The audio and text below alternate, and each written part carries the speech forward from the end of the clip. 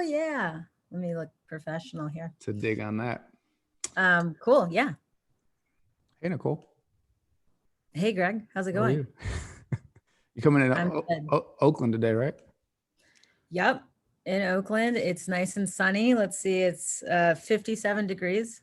Mm, So that's not too bad. that's kind of cold for us. Yeah, I was gonna say But I it's know on not. the East Coast is like, that's heaven. I'm like, well, we're acclimated differently. That's all It's it is. probably. I think we're probably right at like 50 today in Oh, that's good. Charlotte. It's probably a different 50 than Oakland 50, but I think nonetheless, like close. Good enough. Is it sunny? Hard no. We're supposed to have like 8 consecutive days of rain. That sounds For terrible. some reason, yeah. But here we are, coast to coast. I appreciate you joining. Of course. Happy to do it. So I know you're an avid fan of the Square Pizza Pod, as is every person in America and on Earth. But thank you for being an avid fan, number one. And so you also know we like to start with something fun and thinking about you, a lot of fun things, which the people are going to find out. But reflecting on the first time we met was in that conference in Phoenix. And I want to retell it, and then you correct me, as always, if I'm wrong, which you do a good job of in a friendly way, of course. But we were at the conference. I don't think you were slated to speak, but it was during like a plenary, if that's the right way to say that fancy word. And somebody was like, this particular person was like so profound in one of the breakout sessions that we had an opportunity for like the peers to vote. And this person was like just dropping all this knowledge. And although it was not planned, we have asked her to come up and present. And all this time, like, you're like, we're clapping, you're walking up, like, what the hell did this person say during one of these breakout sessions? And like, what do I need to learn and or do differently in my breakout sessions? Because she's obviously dropping things like on another level. And then of course it was you who got up on stage and dropped even more knowledge there. And I was like, well, shit, we need to like be friends at some point. And then I think we met at some point after that. But does that sound fairly accurate to you? I think so. I don't know how much dropping knowledge and wisdom was actually happening. I think I was probably the only person who wasn't trying to sell something. And so it was like it was an easy in. But yeah, it's so funny because I vaguely remember that. I remember actually Colin Seal from Think Right. Law Shout out to Colin. was was on there, and I was like, man, this guy talks a lot. And I'm not sure if I like him yet. But after that, we were able to build a relationship. I'm like, man, this guy's really, really freaking smart, and he's just so inspirational in terms of his story and how much he cares. Yeah. And the think law, and like the thinking creativity he brings to it. He's an awesome dude. So that was actually a pretty good conference. Met Colin, met a ton of people that I'm still close to, and TFA always has inspiring events. That's like the thing. It was. So yeah, I agree. I mean, we're both biased parties, I think, on this podcast / session, but we're allowed to be. But yeah, I agree. That was actually my first and only social innovation conference we went to. Because I went to, because the next year I don't think it happened, and then I think this year was then COVID, of course. But yeah, it was really incredible, and Colin is great for a number of reasons. So yeah, that was good. And then as we've got to know each other, it's been great. But learn something new, again, researching / stalking about your career as a varsity soccer athlete in college. Bench warmer. I knew I liked you, but now it makes more sense. Tell the people more about you playing soccer. So I played soccer in college at University of California, Berkeley. Mm-hmm. And their big sort of D1 women's soccer claim to fame was really around having Alex Morgan go to the school, who's now one of the co-captains of the U.S. women's national team. And so for a while we were training partners, because I was a keeper and she was a forward. And I'm sure this will come up. This will come up at some point in this conversation, but I think about what it means to be great and just really good at what you do. And Alex is such a clear example of somebody who is like relentlessly focused on being really good. So, when I was a senior, she would stay after practice every single day and shoot basically the same shot over and over again. She'd get us a square ball. I don't know if reader or listeners know a lot about soccer, but square pizza pod, square There you go. ball. Yeah, So we'll use it. get There's all the a shapes. Yep. pass from our coach, take the ball. She wouldn't be facing the goal. And Okay. so basically what she would do is take the ball with her back to the goal and then take a turn and get the shot off or shoot her shot mid-turn. Right. And so she would do this over and over and over again. And I would be in goal because I was a senior. I wasn't going to class. Yep. I think that was not going to class. Don't just brush I was, over I that was, part. You went I over was that not real in fast. class at the time. I mean, I think that my schedule was open. So I would sit there with her after practice every single day. And of course she wouldn't make most of the shots, right? Because I knew what was coming. But if you watched her play subsequently when she started playing for the national team, I mean, she's just amazing. And it was that shot, it's that sort of technique and that like fluidity that she and fluency that she's able to bring to the game just because she like relentlessly focused on like this one type of move. That was so cool. And so the thing that was most interesting probably about playing soccer at Cal, second most interesting, was playing with Alex, to be that close to someone who was so focused, right? Now I see that in education and social entrepreneurship and those kinds of places, but that was awesome to be that close to somebody who just had a dream and actually did it. But I have lots of Alex stories, and that one is one of my favorites. My first favorite, actually, very quickly. I know this is not about Alex Morgan, but I picked her up from the airport. I think it was her recruiting trip. And I was, I was driving into Berkeley and I was like, Al, what do you want to major in? And she was kind of like, I don't care. Right. And I was like thinking like, how does she not care about this? And she sort of quickly sort of corrected herself because I'm not sure she wanted to come off as like, I don't care about education at all. But what she explained to me, which still just like sticks out in my mind, is like, I just want to score in the World Cup. And I remember being like, okay. Like I'm like, I know you're good. You're Alex So do I. Morgan, but like, okay, cool. We're not that kind of team. But I remember watching her play. I think it was maybe 2011. I was living in New Orleans. I was teaching at the time, and my co-ed team was at this bar in Mid-City called What's In. Yeah, is that what it's called? Yeah, What's In. And we're watching the game. We're eating round pizza. Sure. And it's not the good kind, but go ahead. We still accept it. We're open. We're open to others. All right. We're inclusive. Yesterday was National Pizza Day. I don't know if you all took advantage of that. I did see that, but it was like late last night when I saw it, and also like been going too hard on like pizza wine weekends. So that's fair. I'll save it until Friday. I'm going to save it until Friday. That's fair. And so we're watching the game. I don't know if they're playing Germany or Japan, or now I'm butchering this, so it's not as authentic as it could be. But I remember watching her score in that game, and I fell on the ground in the bar, which is, if you've been to a New Orleans dive bar, that's not the place you want to be on the floor. And I was just so overcome with emotion because it was such an important moment. And I remember one of my friends on my co-ed team was like, what's up with Jarbo? Then another friend of mine who was like, oh, she played with Alex. And I didn't really say anything, but to me in that moment was so powerful because I realized it was the first time I had ever witnessed or experienced somebody doing, actually achieving like their big dream. Wow. Like this sort of big impossible dream. And so that was so critical. I think the reason it's one of my favorite stories is because it mostly had an impact, obviously not just on me, but on how I approached teaching after that, because I had been teaching at the time, and really turned my lens towards growth, potential, possibility, creativity, rather than compliance. And I'll just say compliance. Let's not go too crazy in that direction. But so that's what part of the rebel spirit came from. Yeah, it's so funny that's rebellious, helping people do what they want to do. Right. But yeah, so that's part of my soccer life. I was a goalkeeper, as I said. I ended up having 3 ACL surgeries. Wow. And a shoulder surgery. Same leg?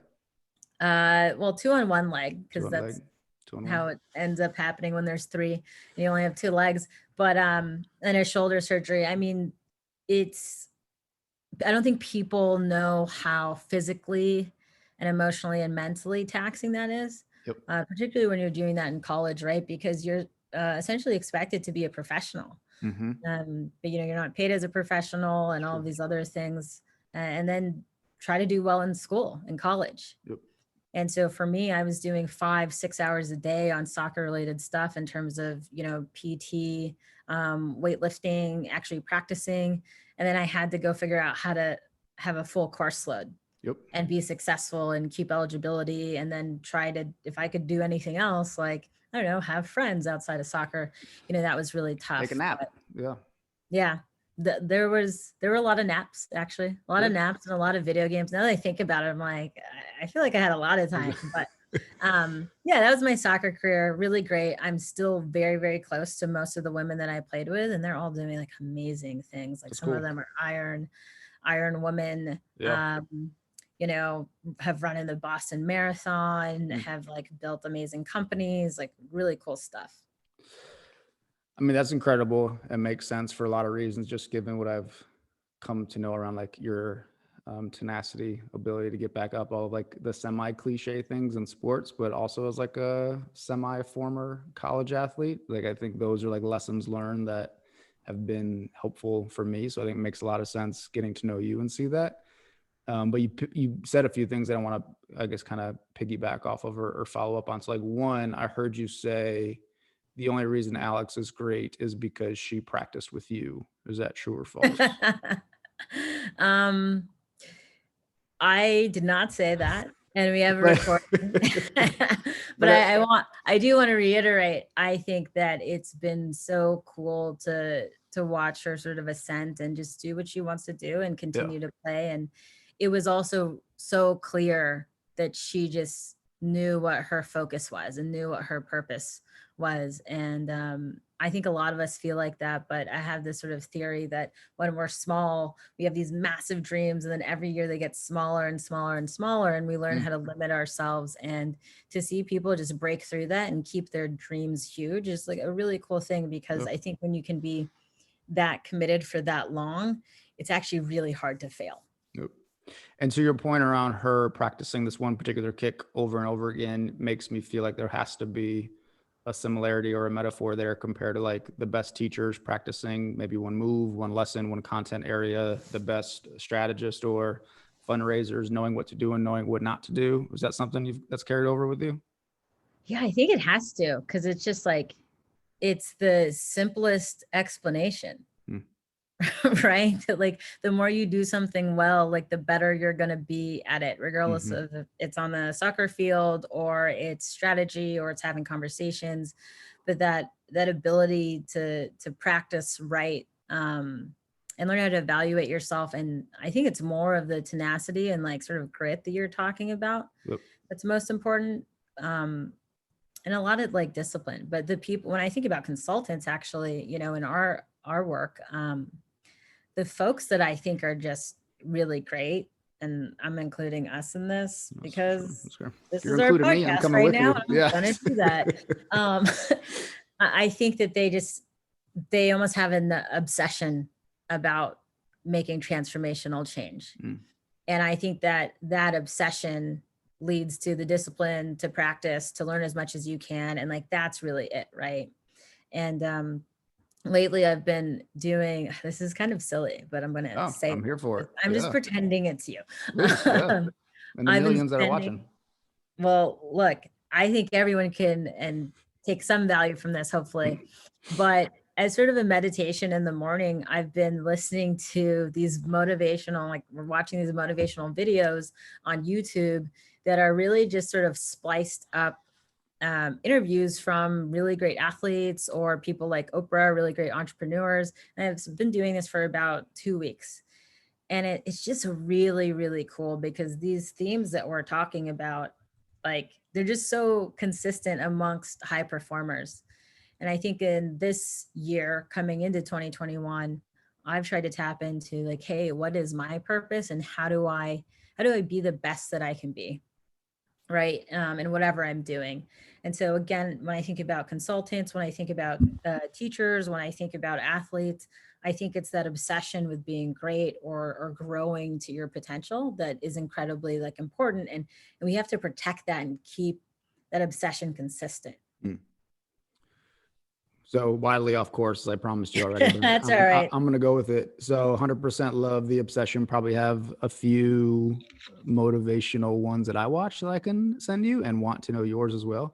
But one thing I've been thinking about too, both for like the clients we serve and for our own team, is building teams that have an equal or greater obsession with the work as maybe you/we do as former athletes, or in let's be open here, not just all athletes have obsessions about being great. There's other Yep. aspects and backgrounds in people's lives. How have you seen that translate to the teams you're building or the teams you're working with, where they have athletic backgrounds or not, but still wanting to be so focused and obsessed on doing well? I like this smile because I know we got a good answer coming. You know why? Because I'm probably going to turn this back on you, because I pretty much work by myself, and that is purposeful. I have one full-time teammate, and then I work with different folks in like a freelancing capacity, but they're not putting in tons of hours, maybe 5 hours a week. That's really interesting though, because I have a really strong bias against athletes, and I'm quite embarrassed about it actually. Against or for? For. Okay. For, right. But then you dig into it, and not all athletes are the same. Right. And so I'm learning to turn that to, what is it that this person just feels obsessed about? Like, what are they just so passionate about and love and want to see change? And can they articulate their purpose? And so that's one of the things that I'm really looking for in terms of placing people on teams or making introductions for people. Like, is that passion going to come through? But I mean, you have a team and people, and they rely on you. And so I'm curious actually how you think about this. So as a team, we rely on each other is the company line, but also true. I think, certainly learned, to your point, questions to ask, and even thinking about your question, like that could be a real interview question. What are you obsessed about? And maybe about this work, maybe about something else, but there's likely going to be some aspects of our work in the social entrepreneurship, social impact space that can carry over to what a potential team member could be or is obsessed about in a friendly / professional / healthy way. So I think there's very applicable questions to ask. I think we have learned, both me individually, but also others as we hire and ask potential teammates to join, just characteristics of what almost like a healthy obsession looks like, whether it's being athletics or something else. So I think it's one, the questions, two, the characteristics that come from the questions. And then just three, being really clear about how we hold each other accountable, I think, in a way. And I think, we made a lot of mistakes that, you and I also share being a part of a founding team of a charter school from scratch. But selfishly thinking back in our time, we were, I think a few of the founding team members had athletic experience. So we were just going to say, we're going to watch film. We're going to film ourselves teaching. We're going to film everybody. We're going to sit down in the back of the room at the end of each day and put the film up and just like do friendly film sessions and critique around like what works and what doesn't. And to like the athletes in the room, that made sense. Like, we're used to getting that type of feedback because it's tough feedback, but we're here to get better. But what we didn't do a good job of is like setting that expectation that it's a safe space. We may say some tough things, but we still love everybody. And so to the non-athletes, that didn't work very well in my memory. And that also like isn't, for right or wrong, a consistent practice in education or really perhaps in other markets. And so that was a big gap between not just saying you're going to give feedback, but like coaching the team up to make sure they feel comfortable doing it in a way that was so maybe normal to former athletes. Yeah. That really reminds me, my second, now defunct venture was a company called Teacher Gym that I started in New Orleans. Already love it. I have no idea what it does, but I got a pretty good sense already. And I'm pumped. I want to invest. I'm bringing it back. And it was really focused on practice-based training, right? And so, I was the kind of person, actually remember this at one of the school networks that I was at, I was actually practicing teacher moves, right? So walking around, pretending there were kids in the classroom and there's no one in the classroom. I'm just doing this by myself.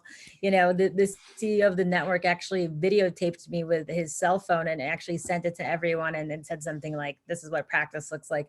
I have lots of thoughts about that now, because I think, to your point, that kind of practice is, to me, it was helpful because I took a very straight lined approach. I was like, in soccer, we practice all week to play for 3 hours. That's right. Right. So the ratio is totally different, but when we're in the classroom, the ratio is flipped. And so what can we do to start, to try to get that ratio better? Because it's not just sports that does this, right? It's dancers do this, actors do this, anything that is sort of like a performative profession, they obsess over the practice and mastering the craft before they even get a shot, right? Which is so different than what we do in education. And I think that while that's really helpful, I'm not sure back then if I really understood how different the incentives were. Right? Like you can't just practice by yourself and become a great teacher. Like you actually have to practice building relationships. You actually have to practice empathy. You actually need to know instruction, right? I was a good high school teacher because I taught second grade and kids who had disabilities up to fourth grade. And so I had a very clear sense of where I knew where kids were going because I went to college, at Berkeley. But knowing where they were coming from and understanding that and understanding the fundamentals actually allowed me to be more creative working with different levels, right? So I think the practice is still great. I still love Teacher Jim. A friend of mine is like, that was the best thing that you've done. Can you just bring that back? See? We need to have like a bar moment to actually go through what happened with that. But I think for me, it was just like, the idea was great. Theoretically, it's sound, but it leaves out the things that actually make doing education well so difficult. And so, I mean, I look for people who I think are willing to do that if they had to, but also are critical enough to say, is this actually the point of highest leverage? Is this actually going to drive us towards the outcomes and opportunities we want? Or is there another way, a safer way, a more differentiated way, right? That's a really good point. I want to follow up if I can, then build off it to the next point. But I think, perhaps if you're a chef and you have that one dish that's great, you're really good at that one dish, you push it out and you might be an ass with the rest of your teammates, but they probably keep you around, right? If you're something else, maybe even an athlete and you're an ass, but you can rebound or you can score the goal, they might keep you around. But teaching and I guess in other professional settings, it's so varied and you have to have those differentiated skills that just like teaching kids how to balance fractions is good, but that won't keep you in the building. And I think I'm wondering from those connections, like how that connects to what you do and what you've been doing the past few years around strategy and building teams and fundraising and supporting others that are fundraising. What overlaps, if any, do you see there? Yeah, it would probably be helpful if I told people what I do. Like this random person. I told everybody you were Alex Morgan. I changed the title already. So I have a firm called Goodbets, and we really started the firm to help underrepresented folks raise money, particularly very early stage folks. And that really came from a unique perspective that I had. So I helped people launch ventures. I'd launched my own ventures, but I also worked directly with what we called ultra high net worth individuals. And so that was 1.5 billion net worth and up.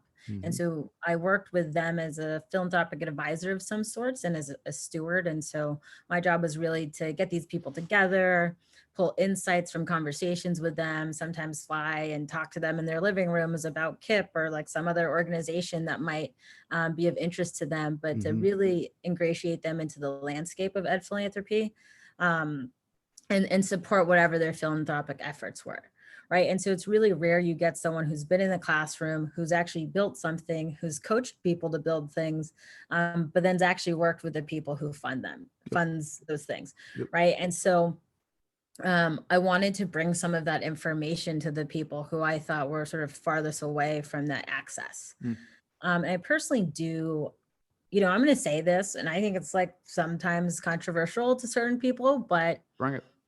I really think that we need to invest in coaching, and we need to invest in people who have that 30-foot view. And I'm saying this because right now what I'm seeing in the space, and I'm totally not answering your question directly, but I'll come back to it. What I've seen in this space is that people are often capitalizing on things that are really actually out of scope of what they do, right? Just because you built a great nonprofit doesn't mean you can actually help anyone build a great nonprofit. And I want to be really clear about that. So when you say, because I think you said something really important there as always, but when you say capitalizing off of something they weren't meant to or didn't build, what does that look like in practicality? Yeah. I think and it's hard for me to say this because I think this is really the mode right now where, people want to build brand, people want to extend their impact and reach. But if you've built like a kick-ass nonprofit and you're helping people and it's getting legs and traction, you believe that's your purpose. I come from the perspective of like going deeper and being greater and like extending your impact for communities, right? Some people take that and they're like, well, now I should just show people to do what I did. But again, that's so difficult, right?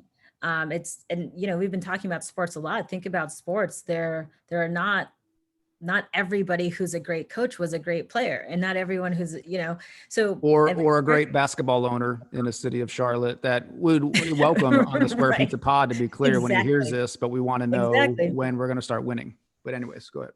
Well, I mean, if you could put him back on the court, if he was ready. Talk about things that don't translate, maybe, right? Sorry to butt in, but I think it's important, right? Because like what made sense for him,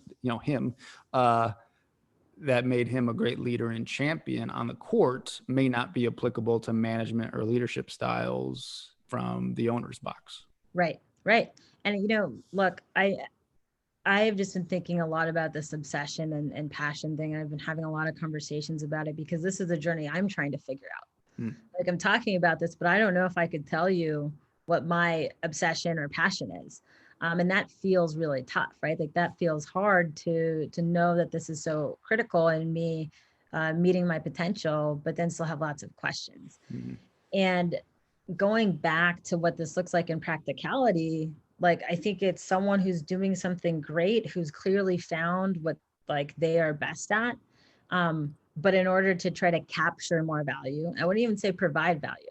I would say in an attempt to capture more value from the space, they're like doing this thing and this thing and this thing and this thing, instead of being like the best person at the thing that they do.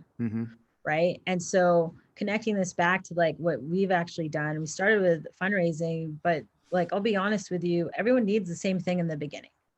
And it really wasn't that someone needed a development plan or this or that. That stuff was for their board. That wasn't going to drive the core mechanism that allowed them to be effective at fundraising. It's just a piece of paper, it's just a PowerPoint.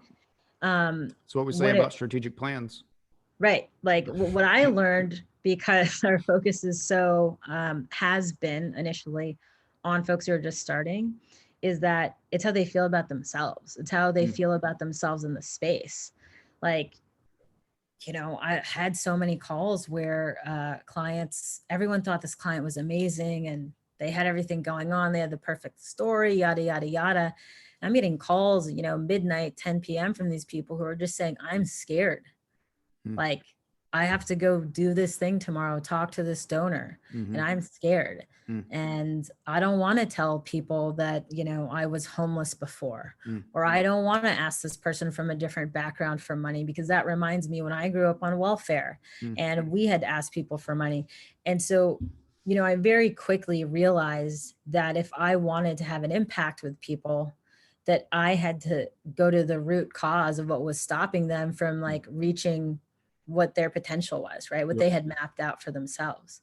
And I think that's something that like we don't often talk about. I'm actually just writing a short piece on this. It's kind of about equity and where I think we're missing the point. But I think a lot of programming, leadership programming, business programming in the ed space does not sort of holistically look at the person, right? You can learn how to market Psychology. from anywhere, Yep.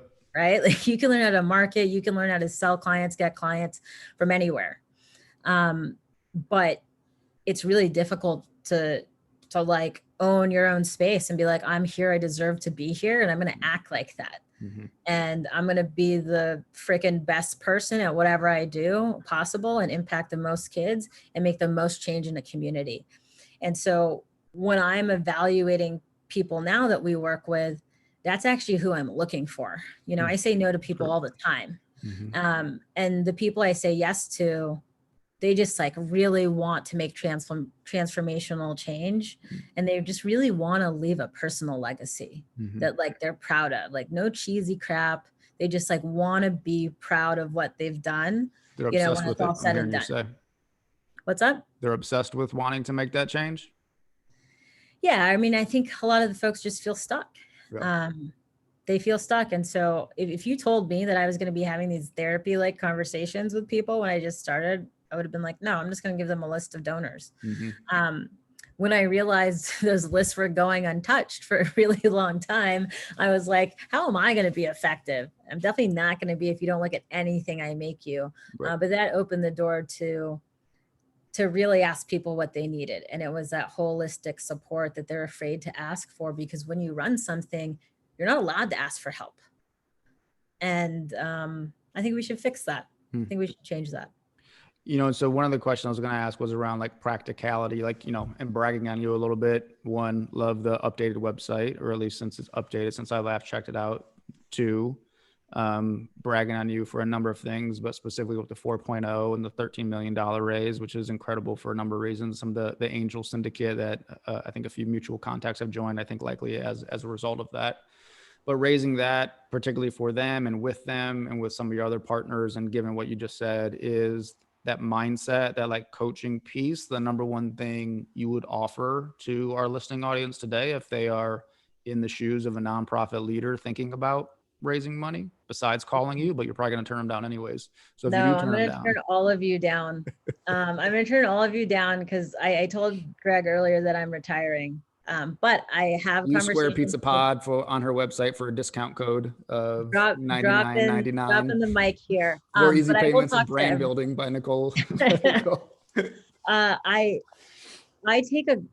I have always taken a call with someone who's asked. I've never refused a call. Right. You know, sometimes I've talked to people on the phone for 6 hours who never became clients.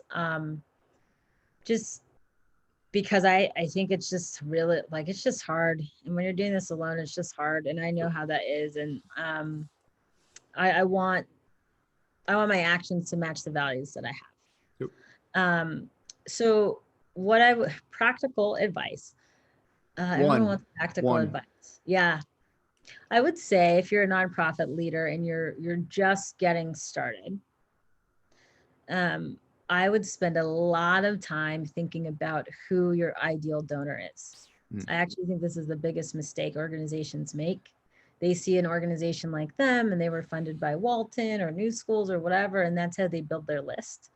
And then they're worried about having to change who they are when they meet those people.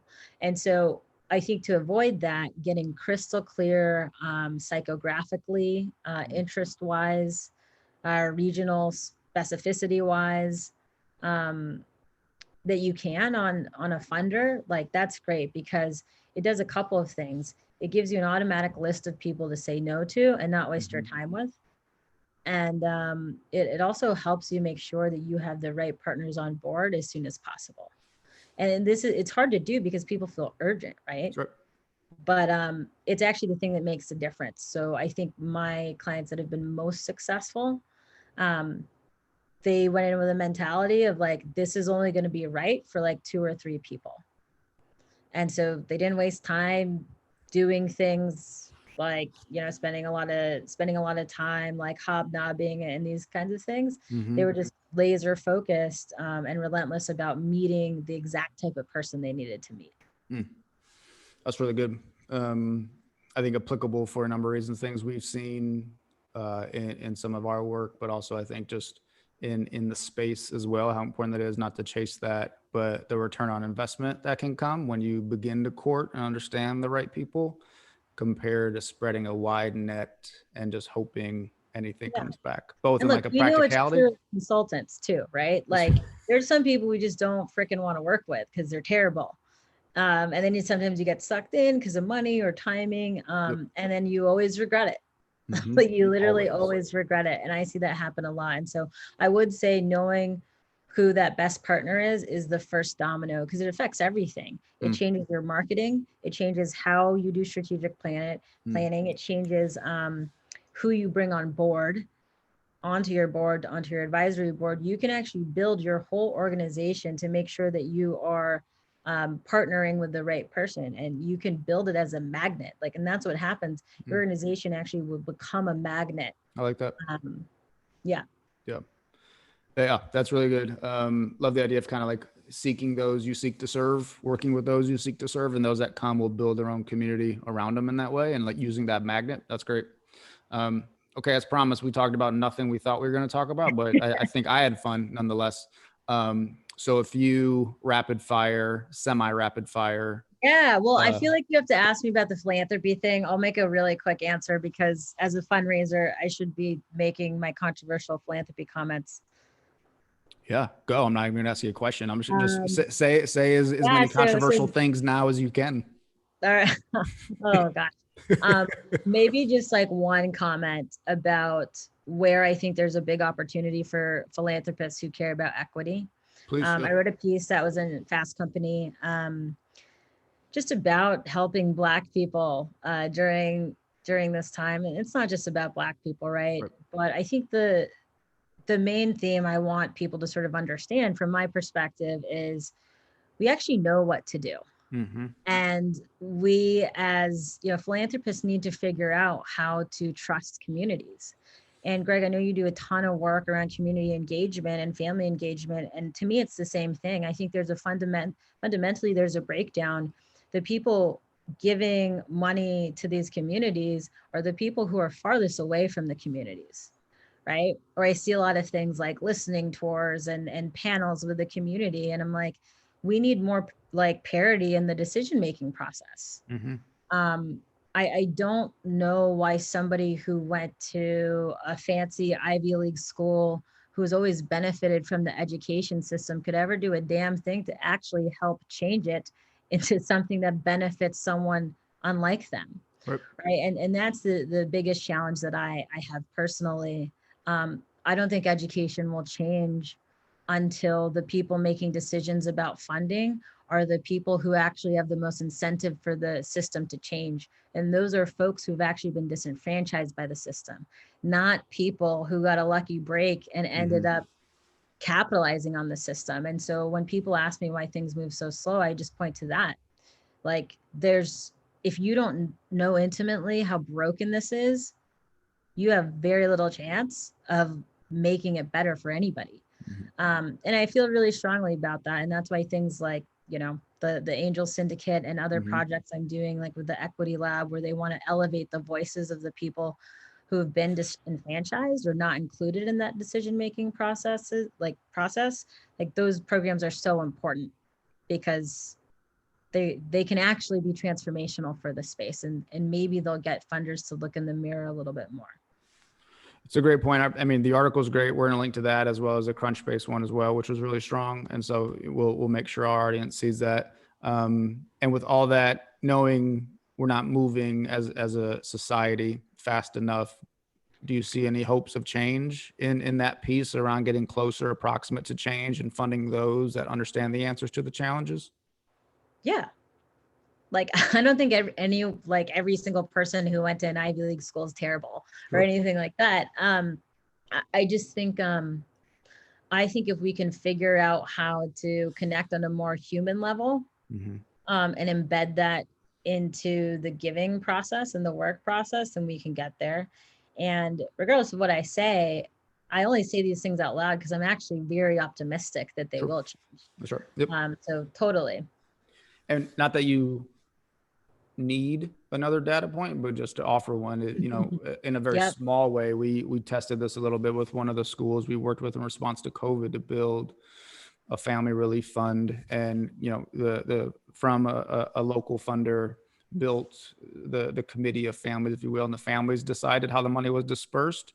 And again, by no surprise, but just another awareness point is the families were more critical in a positive way of how the money should be divided than any other funder or anybody else would be, and or knowledge of how that money should be used to the other families they were funding. Right. In such an incredible and powerful way that, again, was not surprising or shocking by any means, but just another reminder of why we need to get to this level faster and at a bigger impact. Totally. And you get it. And that's why I'm hopeful, right? We just need more people who get it, who have access to share that access. Yes, sir. Okay. And we might have just answered this one, but I'm going to ask it anyways. 30 seconds or less. What's the most innovative thing in public education you're seeing?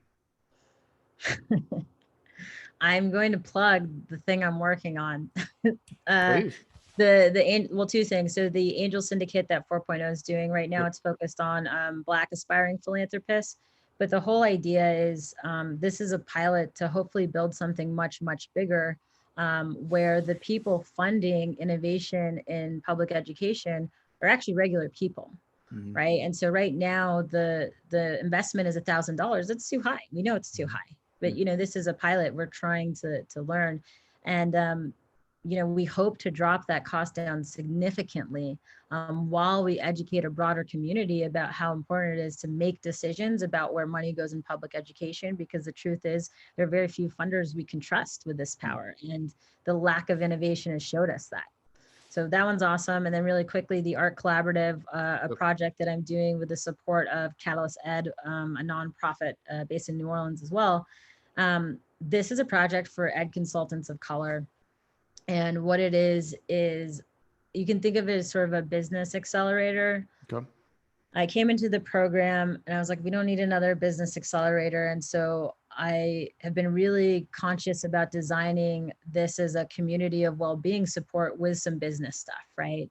I think about all the hard times I've had, like borrowing friends for money and not telling them where it was going and trying to manage all of that on a spreadsheet so I could pay my rent, and the embarrassment, the imposter syndrome, the stress of doing this work. None of these programs address folks on a holistic way. And I think if we are working with communities of color, we have to acknowledge, one, there are massive mental health issues and disparities in communities of color.